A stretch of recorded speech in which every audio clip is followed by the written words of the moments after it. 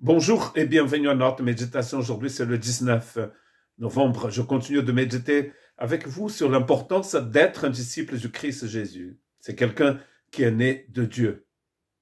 Et nous sommes en train de voir dans le Nouveau Testament tous les versets où le mot justice de Dieu apparaît. À partir de Philippiens chapitre 1, verset 11, rempli du fruit de la justice qui est par Jésus-Christ à la gloire et à la louange de Dieu. Donc, nous sommes dans le livre de l'épître de Paul aux Galates, dans le chapitre 2, verset 21. Je ne rejette pas la grâce de Dieu, car si la justice s'obtient par la loi, Christ est donc mort en vain. Vous connaissez peut-être la lettre que Paul a écrite aux églises de la Galatie, et dans cette lettre, Paul va défendre son évangile, va défendre l'évangile éternel du Seigneur, le message de la bonne nouvelle, qui est d'ailleurs un message qui parle de la justice de Dieu.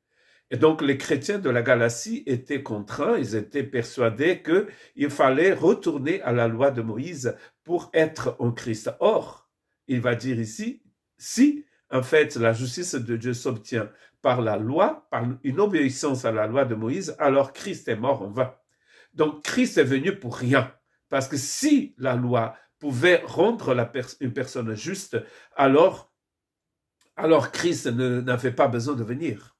Donc, dans cette lettre, il va expliquer que la loi fonctionnait comme un pédagogue, comme un guide, en fait, qui prenait la personne par la main et la conduisait sur la voie de la justice pour qu'elle puisse rencontrer finalement le Christ et connaître le Christ.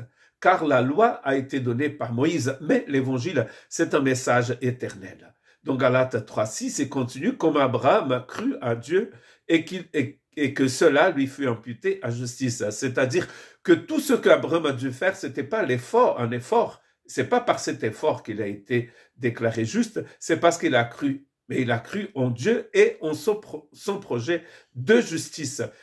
Sa foi a été imputée à lui comme une justice. Donc c'est comme si Dieu avait versé sur le compte d'Abraham sa justice.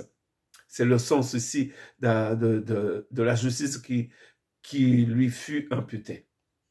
Et donc, Galates 3, 21, Paul utilise toujours le même mot justice pour dire la loi est-elle donc contre les promesses de Dieu? Loin de là. S'il avait été donné une loi qui puisse procurer la vie, la justice viendrait réellement de la loi. Donc, c'est logique. Christ est venu parce que la loi ne pouvait pas rendre les personnes justes. Et si la loi pouvait procurer donc cette vie éternelle, la justice viendrait de la loi. La loi est là pour nous montrer que nous sommes pécheurs et que Dieu est saint, pour nous montrer que seul Christ peut nous racheter. Et donc, si vous êtes en Christ, vous êtes libre. Vous avez été libéré du poids de la loi, de la condamnation même de la loi. Car c'est écrit, maudit est celui qui est pendu au bois. Le Christ s'est fait donc, selon Galates, malédiction pour nous. Il est mort à notre place. Et donc, tout est accompli.